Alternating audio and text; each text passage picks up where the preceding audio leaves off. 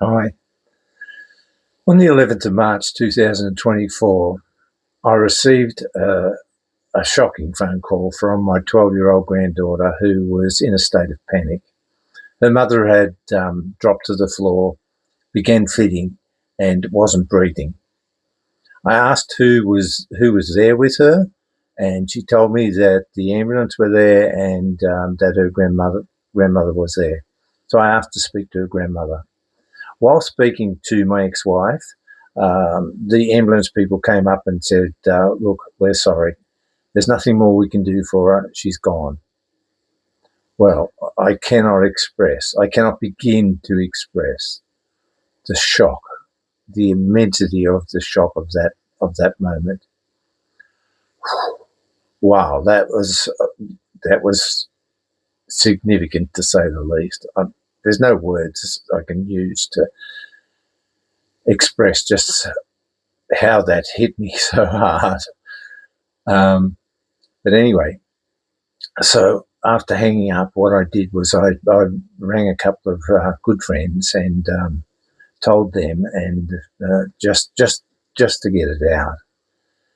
And my landlady, who lives next door, was home, so I went and saw her, and she was a great comfort to me, and arranged flights to, for the 1,000 k journey down to where my daughter lived, and she comforted me and spoke with me, etc., etc. Well, after all that, I came back home, and when the shock started to subside, I had a thought, and the thought was that I love my daughter, and this is an extraordinary experience. I'd like to allow myself to feel as fully everything that this experience encompasses. And that's what I did. I began doing that. So I'd sit back in my chair and I'd just allow myself to feel. No label, no mind stuff, just feel what is there. Mainly sadness, but so I would just allow myself to feel that as deeply as I could. And when that began to subside, then I used my mind, and I would imagine my daughter dropping and dying. And that would bring up more sadness. I would imagine my never seeing my daughter ever again, and that would bring up more sadness. And so I would use my mind to extend, heighten the experience. I wasn't afraid of feeling, Yes, it took courage, but I wasn't afraid by now, It's like, yep, this is. And what I found was it was just sadness. There was no pain. There was no suffering, no emotional pain and suffering, just sadness. And I was okay with that. And I would do this like 6, 7, 8 times a day. And my nights, of course, the sleeping was impaired very, very much so. So I would wake up during the night and I would do that again, and again and again and again. Feel, use my mind, feel. What I came to see was, after 31 years of work, is that it worked, 31 years of really deep inner work, it worked. I had no denial, first stage of grief, no anger, second stage of grief. I knew that the soul was calling the shots, and that when a soul calls you home, that's it, that's it, and acceptance. I could accept reality, however that showed up in my life. I could accept reality very quickly, Sometimes I get caught up, but just momentarily, and I would move back into awareness. Now, also after 31 years of life, of inner work, I knew who I was. or I was beginning to know who I was. And that is that this physical body is simply a sensing a sensing organism that allows the spirit to experience itself in human form. This body, mind body, is an avatar. It is powered by the spirit. And let's not get caught up in any of the words I use. It's not about the right or wrong words, you know.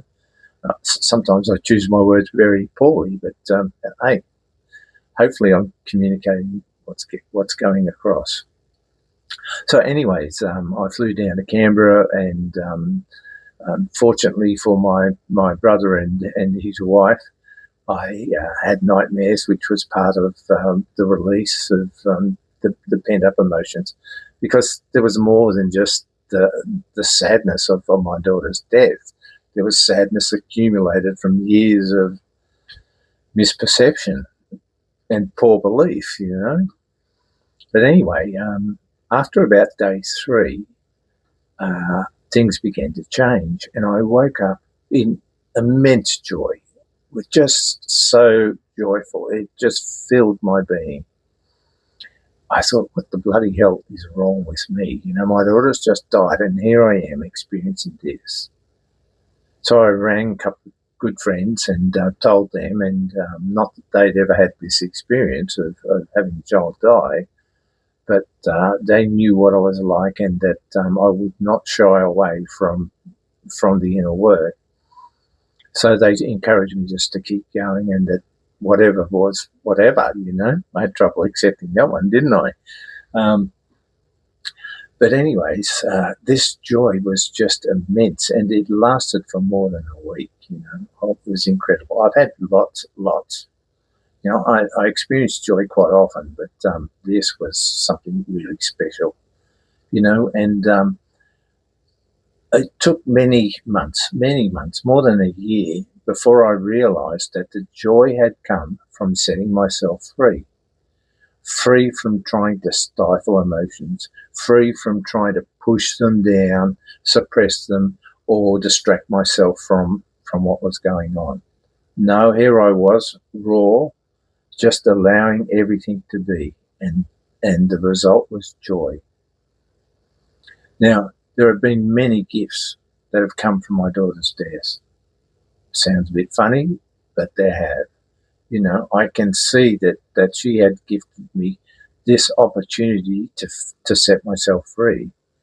My heart began to open more widely, you know, and with that heart opening came in heightened intuition.